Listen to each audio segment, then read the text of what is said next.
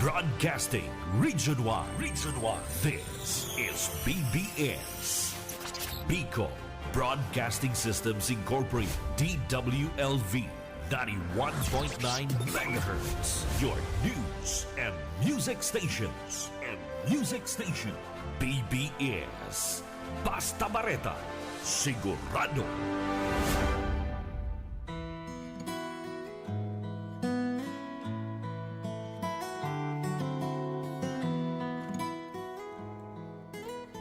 Magandang umaga po sa inyong lahat. Magandang umaga po, Bicolandia. Magandang umaga dito sa probinsya ng Camarines Sur. At magandang umaga po dito sa lungsod ng Naga. Araw po tayo ng Huwebes. Ikalawang araw ng bagong taon. Ikalawa ng Enero, 2025. Ano po, January 2 to 2025 na kaagad po tayo, di po ba? Kaya harapin natin lalo ang bagong taon na ito na mayroong paglapit po talaga sa Panginoon. Dahil pag bagong taon, ang ibig sabihin niyan, bagong hamon. Ano po? Pag may papasok na po ang bagong taon, bagong hamon yan. May mga panibagong kakaharapin sa buhay.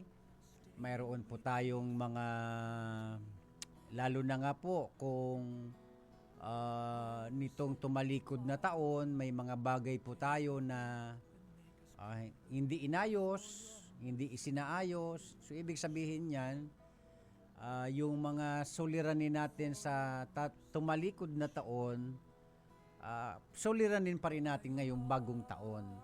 Kaya dahil sa kadahilan yan, hayaan po natin na ngayong umaga ating alamin ang aral ng Panginoon upang ito ay makatulong sa ating lahat upang ano ang dapat nating gawin sa mga bagong hahamon ng ating pananampalataya, mga bagong challenges sa buhay, sapagkat yan naman talaga ang realidad ng buhay. Hindi tayo exempted sa mga hamon, mga problema, mga pwedeng maging suliranin ng buhay dahil nandito pa tayo sa lupa, nasa katawang lupa pa tayo. Dagdag pa dyan yung mga iba-ibang mga karanasan na nararanasan sa buhay. Sige po, simulan po natin ito ngayong umaga sa isang panalangin. Manalangin po tayo.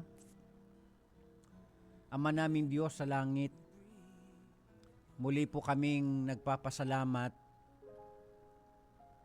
Salamat po sa bagong taon. Salamat sa tumalikod na taon na kami ay iningatan po ninyo kung bakit inabot namin ang bagong taon na ito.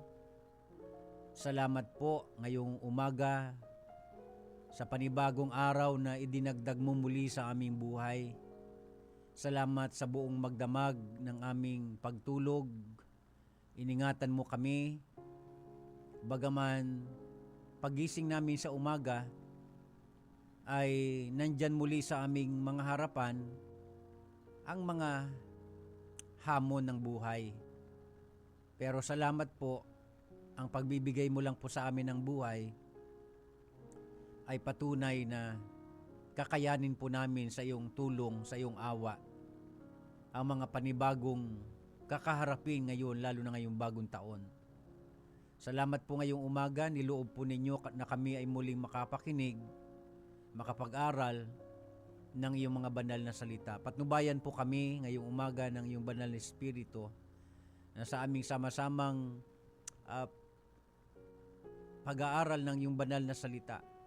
Katagpuin po nito ang aming pangangailangang espiritual. Ito ang aming dalangin, kalakip ng aming papuri at pasasalamat sa iyo, Ama, sa tanging pangalan po ng aming Panginoong Hesukristo. Amen. Muli po, magandang umaga po muli sa inyong lahat.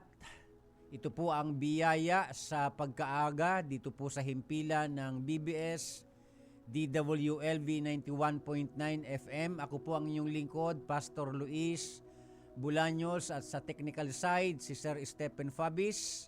Simulan po natin ang ating bagong taon, ikalawang araw ng bagong taon upang ito ay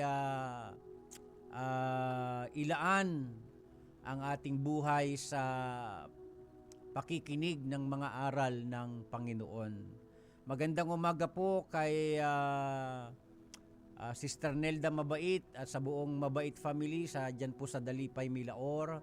Magandang umaga din po kay Brother Roy Clavicilia dyan po sa Seroma. Magandang umaga din po kay Sister Emmy Briones. At magandang umaga din po kay Brother Miko Moreno Butchal. At magandang umaga din po kay Ma'am Lourdes Garrido, kay Sister Eva Agregado. Magandang umaga po sa inyong lahat, sa lahat pa po ng nakikinig na ngayon. Dahil kahit ang iba hindi nakakapanood live, pero ang sabi nila sa akin, sila ay nakikinig sa radyo. Tayo po ay on air and online. Pwede rin po kayong bumisita sa YouTube channel po ng BBS DWLB 91.9 FM. Muli po ang aming pasasalamat. Unang-una siyempre sa Panginoong Diyos. Pangalawa sa ating sponsor, si Ma'am Lalaine Villaferte Abunal, kay Ma'am Nelly, sa buong Villaferte family. Muli po ninyong ipinahintulot na ngayong bagong taon ay patuloy na magsaimpapawid ang radio ministering ito na ngayon ay ika-4 na taon na. So, ang Diyos na lamang po ang magpala po sa inyo, sa ating mahal na sponsor. Ganon din po sa inyo. Maraming salamat sa nagdaang mga taon na kayo ay nakinig, nanood. At ang iba nga po ay ito ay sa palagay nila ito ay makakatulong sa iba.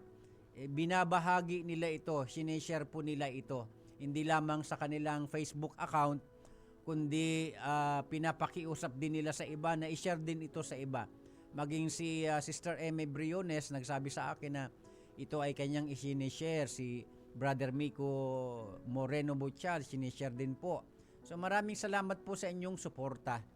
Sige po, tuloy na ho tayo ngayong umaga at ang ating pag-aaralan ay mula sa sulat ni San Pablo sa Efeso, Kabanatang 6, talatang 10. Ito po ay isang pamilyar na talata, lalo na sa mga nagbabasa ng banal na kasulatan. Efeso, Kabanatang 6, talatang 10. Ganito po ang nasusulat.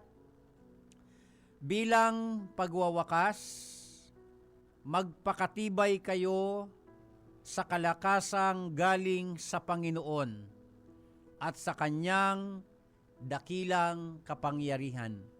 So ang Diyos po ang siyang magpala ng ating puso na pagtatamnan ng Kanyang mga aral ngayon pong umaga. Ngayon po dito sa ating binasa, mga minamahal kong mga tagapakinig, ito po ay sulat ni San Pablo at titingnan ho natin ang isang bahagi ng konteksto nito na ang pinakapuso nito ay si Apostol Pablo po ay nagpapaalala na tayo po ay maging matatag, maging matibay. Lalo na nga po ngayong bagong taon. Bagong taon, bagong hamon.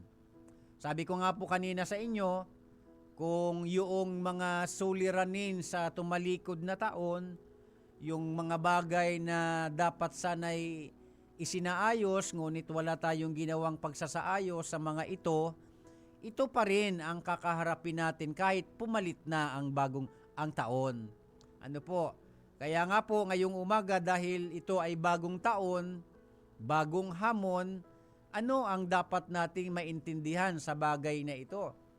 Dahil bagong taon, bagong hamon, ibig sabihin ito ay nangangahulugan ng mga bagong karanasan. Maganda man o hindi. Ano po, mahirap man o madali. Ano po, Kaya dahil tayo ay may bagong kakaharapin, ito ay nangangahulugan na mangangailangan ho tayo ng lakas. Sapagkat aminin ho natin sa ating mga sarili na hindi ho natin kakayaning mag-isa. Wag ho tayong magpanggap sa ating mga sarili na ang lahat na lang na mangyayari at mararanasan natin ay kakayanin nating mag-isa. Hindi po.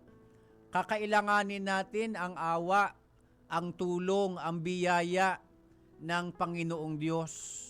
Kaya nga po si San Pablo sa kanyang sulat ay nagpaalala na tayo ang mga mananampalataya ay kailangang magpakatibay.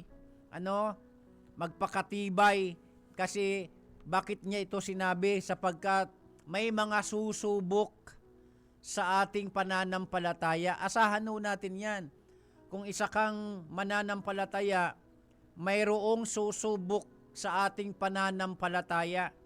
At ang mga susubok sa ating pananampalataya, ito yung mga tinatawag ho nating mga hamon sa buhay, mga hahamon sa ating pananampalataya.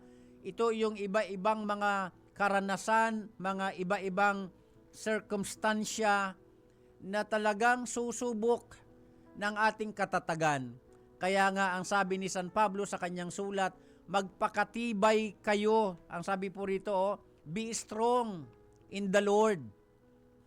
Kasi dinadala niya tayo sa kaisipan na may mga kakaharapin ho tayo na hahamon talaga kung matibay ba tayo, matatag ba tayo. Yung bang magsabi tayo na matibay ako, hanggang salita lang yan. Ang magpapatibay niyan, makikita yan, ang pruweba niyan ay kapag dinadaanan na po tayo ng samot-sari at iba't ibang mga humahamon ng ating pananampalataya.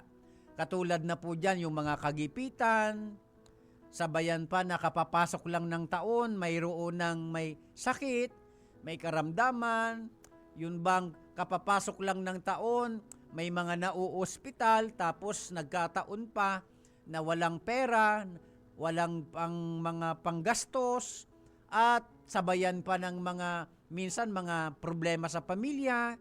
So mga ganyan, yung mga karanasan na yan ay talagang dyan makikita kung talagang matibay tayo. Wag tayo basta magsalita na may kahambugan na magsasabi tayo na matibay ako sa Panginoon. Hindi pruweba na kung ikaw ay laging aktibo sa mga gawain ay ebidensya na yan na matibay ka. Hindi po eh. Ang pagiging matibay, susubukin yan ng mga karanasan sa buhay. Bagong taon, bagong hamon. Ngayon, ibabahagi ko po sa inyo bilang maging inspirasyon o kaya kapulutan ho natin ng pag-asa itong ating pag-aaralan ngayong umaga. Magandang umaga po kay Ma'am Nani Nazareno Pilinya.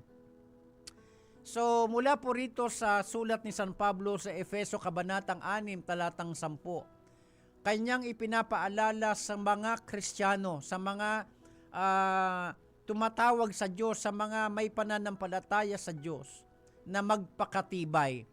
Ngayon ang tanong, bakit natin kailangang magpakatibay? Ano po? Yan ang sasagutin nating tanong. Ano ba itong sinasabi niya magpakatibay? Saang aspeto, saang area ng ating buhay kailangan tayo magpakatibay? At bakit kailangang magpakatibay? Una, bakit tayo kailangang magpakatibay? Sapagkat ito'y tungkulin natin sa ating sarili. It is our duty for ourselves, sa ating mga sarili. Na tayo kailangang matibay, lalo na po mga minamahal kong tagapakinig. Kung isa kang tatay, may mga umaasa sa iyo ang pamilya mo mismo. Ngayon kung isa kang ama ng tahanan at dahil dinadaanan ka ng mabibigat at mahihirap at masasakit na karanasan bilang padre di pamilya, dyan higit mong kailangang magpakatibay. At para ka maging matibay, mahalaga na alam natin kung saan tayo kukuha ng lakas. Kung saan tayo huhugot ng lakas. Kaya nga sabi ni San Pablo, Be strong in the Lord. Magpakatibay kayo sa tulong ng kalakasan ng kapangyarihan ng Diyos. Sabi sa pinababaw na Tagalog. Saan daw po manggagaling ang ating lakas? Sa Diyos. Kaya ngayon, bagong taon, bagong hamon. Kailangan tayong humugot unang-una ng lakas sa Diyos, hindi sa tao. Kasi nga po, lalo na pag nakikita natin na ang mga tao na akala natin mahuhugutan ng lakas, ay nakikita rin natin ng hihina rin. Kumbaga parang nauupos na rin ang kanilang lakas. Kaya kung sa tao tayo kukuha ng source ng lakas, mabibigo tayo. Sapagkat bilang tao, mayroon tayong mga limitasyon. Kaya uulitin ko, bakit tayo kailangan maging malakas? Sapagkat unang-una, ang maging malakas, ang maging matibay, tungkulin natin sa ating mga sarili. Lalo na, ibabase natin yan kung ano ang kalagayan mo sa buhay. Isa ka bang tatay? O di mas lalo mong kailangang maging matibay alang-alang sa pamilya mo. Kung isa kang padre di pamilya na sinasabing haligi ng pamilya, mas lalo natin kailangang maging matibay alang-alang sa iyong pamilya. Uulitin ko po sa mga tatay na makakapakinig nito, maging matibay ka kahit na may mga problema kang hinaharap. Kahit may mga problema tayong hinaharap bilang isang lalaki at lalo na bilang isang pamilyadong tao, bilang isang ama ng tahanan. Hindi ako naniniwala na mas madali pang sigurong sabihin, mas acceptable na sabihin na padre di pamilya. Pero yung word na haligi ng pamilya, hindi ko yung gaanong sinasang-ayunan. Alam niyo kung bakit? Ang haligi kasi ng pamilya, ang Diyos mismo. Ang Diyos talaga ang haligi. Pagka kinilala natin sa ating mga sarili bilang mga tatay o mga padre di pamilya na ikaw yung haligi, hindi ko gaanong sinasang-ayunan yan. Kasi ako personally, kinikilala ko, magiging matatag lang ang isang pamilya hanggat ang Diyos ang haligi nito. So aywan ko kung sinasang-ayunan nyo yan, pero yan ang stand ko. Biblically speaking, ang Diyos talaga ang dapat maging haligi ng ating pamilya. Pero may bahagi tayo dyan na tayo ay maging matibay. Kaya nung sabihin ni San Pablo na magpakatibay kayo sa tulong ng kalakasan mula sa Diyos, ang ibig niyang sabihin, idinadala niya tayo sa kaisipan na may mga kakaharapin tayo at yan naman talaga ang realidad ng buhay. Na mayroon talaga tayong kakaharaping mga hamon, mga problema, sinasadya mo man sa hindi. Talagang may mga nangyayari sa buhay na magugulat ka na lang, okay naman ang lahat, tapos paglipas ng ilang oras, paglipas ng ilang araw, biglang may mga susulpot na mga pwedeng magdulot ng bigat sa kalooban. Pwedeng magdulot ng pag-aalala sa kaisipan. Kaya dyan po papasok itong pinag-aaralan natin na magpakatibay. At kung bakit kailangan magpakatibay, sapagkat tungkulin natin ito sa ating mga sarili. Isipin nyo na lamang kung hindi tayo magiging matibay. Sa palagay nyo kaya saan tayo pupulutin? Hindi ba? Nakita naman natin ang realidad ng buhay na kapag hindi nagpapakatibay, dalawa lang ang nangyayari. Di ba? O maging tatlo, pangunahing dahilan. Na pwedeng mangyari unang-una, pwedeng masiraan ng katinuan ng pag-iisip. Lalo na pagka sunod-sunod yung problema, tapos mabibigat yung problema, mahihirap. Pagka hindi matibay ang isang tao, dahil hindi siya humihingi ng lakas sa Panginoon, sinasarili niya ang mga problema, pinapasan niya, binubuhat niya mag-isa, talagang hindi malayong mangyari na kahit lalaki, kahit pamatsyong lalaki yan, kahit higanti ka pa, pagka mahina naman ang loob mo, may mga nasisiraan ng katinuan ng pag-iisip. Pangalawa, may nagpapakamatay dahil hindi na kinakaya yung mga nangyayari sa personal na buhay o o kaya pampamilyang mga problema, pangkalusugang problema, pananalaping mga problema, pagka hindi na kinaya, kung hindi nasisiraan ng katinuan ng pag-iisip, nagpapakamatay. Pangatlo, kung hindi man magpakamatay, pumapatay. Dahil hindi na nagiging matibay, hindi na kumakapit sa Diyos, gumagawa na ng sariling paraan. Kahit kumapit sa patalim, gagawin. Nangyayari po yan. Hindi natin na maitatatwa. Realidad yan ng buhay. O kaya nga, bakit tayo kailangang magpakatibay? Unang-una, tungkulin sa sarili. Pangalawa, tungkulin sa pamilya. May mga umaasa po ba sa iyo? Ikaw na nakikinig ngayon, may mga umaasa ba sa iyo? May mga umaasa ba sa atin? O, iyan ang pangalawa kung bakit kailangan natin magpakatibay. Sapagkat alang-alang sa mga taong umaasa sa atin na sila din mismo wala ding kakayahan sa sarili nila. Kaya nga sila umaasa sa atin. Anong ibig kong tukuyin? Halimbawa, sa pamilya, may mga mahal po tayo sa buhay na may mga sakit, mga bedridden na, mga alagain na, nakahiga na lang, wala nang kakayahang magtrabaho, wala nang kakayahang mag-ambag ng pananalapi sa pangangailangan ng pamilya. Sila yung mga umaasa sa atin. Paano kung tayo hindi magiging matibay? Paano na sila? Kaya nga sabi ko sa mga magulang, huwag niyong sasanayin ang iyong mga anak na sila'y palakihin sa luho. Kahit na may pangtustos kayo. Huwag palakihin ang mga anak sa layaw. Huwag palakihin ang mga anak sa kaartihan. Paano na lang kung mawala kayo? O paano na yung mga bata na pinalaki sa gusto nila makukuha sa madaling paraan. Hindi sila tinuturuan na paminsan-minsan ay magtiis. Imbis baga ang survival nila, yung kalungkutan na lang, pati ba naman yung paano sila mabuhay, puproblemahin nila kapag wala na tayo, kawawa yung mga bata. Ang tama talagang pagmamahal sa mga bata, tinuturuan din sila pagkaminsan na mahirapan. Kasi in advance, dapat isipin natin, paano kung wala na tayo na kanilang inaasahan? O sa mga magulang na nakikinig ngayon, kahit mga lolo kayo, lola, huwag niyong kukonsinti ng mga apo nyo, pinapalaki sa kalayawan, sa mga luho. Hindi naman, bakit kaya nyo bang i-maintain yan? O kung sabihin natin, mayaman ka, kayang-kaya mong i-maintain yan, paano kung may mga nangyaring hindi inaasahan?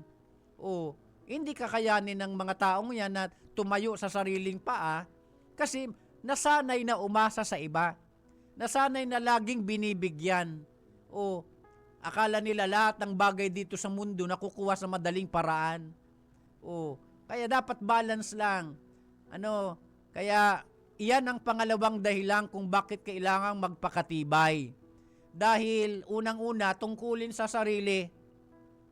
Pangalawa, tungkulin sa pamilya. Pangatlo, kung ikaw ay may katungkulan, kasi ito pong programang ito intended for the Christian community. Liban na lamang kung may mga nakikinig din po sa atin, na iba. Kung isa kang church pastor, isa kang church minister, isa kang may katungkulan sa simbahan, may mga taong pinamumunuan mo, kailangan kang maging matibay. Kasi dapat ang leader matibay. Kung isa kang pinuno, wala kang tibay, guguho ang iyong pinamumunuan. Madadamay yung mga taong iyong pinamumunuan. Parang domino yan Pagka bumagsak ang isa, tuloy-tuloy na yan. Kaya iyan ang mga dahilan kung bakit kailangan nating maging matibay. Unang-una, tungkulin sa sarili. Ngayon ba, ano bang pinagdadaanan mo ngayon? Ako may pinagdadaanan din. May problema din ako sa kasalukuyan. Pero ang ibig kong sabihin, kailangan nating may ipaalala sa ating sarili, kausapin mo sarili mo, maging matibay ka. Kasi unang-una, it is our duty for ourselves. For ourselves, sa ating mga sarili at sa ating sarili. Pangalawa, it is our duty for our family. May mga umaasa ba sa'yo? Lalo na kung ang mga umaasa talagang wala nang kakayahang tulungan ang sarili nila, mga alagain na, o may mga kapansanan, o kanino sila aasa? Sa atin. O ikaw ba'y isang breadwinner? Maging matatag ka lalo. Huwag kang sumuko sa anumang pinagdadaanan mo ngayon. That's the reality of life. Talagang may challenges. Sa halip na manalangin tayo, Panginoon, alisin mo ang mga nakakapagpabigat sa akin. Sa halip manalangin tayo, Panginoon, bigyan mo ako ng sapat na lakas na makayanan ko ito at malampasan ko ito, na matapos din ito. Yan ang dapat nating maging deklarasyon ngayong bagong taon. Pero uulitin ko, ang realidad ng buhay, ganyan talaga. Kaya nga, kailangan talaga natin ng Diyos. Kailangan nating ma-appreciate yung grace. Let's declare this new year, grace, grace, grace, grace. Abundant grace. Yung biyaya talaga na mula sa Diyos na wala kang kakayahan pero hindi ka lang nakaka-survive sa buhay, kundi nag-i-strive pa sa buhay. Ngayong taon, bagong hamon. Bagong taon, bagong hamon. New year, new challenges. Kaya kung yan ang tatlong dahilan, katungkulan sa sarili, katungkulan sa pamilya, at katungkulan sa simbahan kung isang pinuno ng simbahan. Hindi tayo exempted sa mga ganyan. Kung iniisip ninyo na kumu Kristiyano ka, kumu nananalangin ka, kumu palasimba ka, kumu nagbabasa ka ng Biblia, baka isipin mo na exempted ka na sa mga hamon sa buhay. Hindi yan totoo.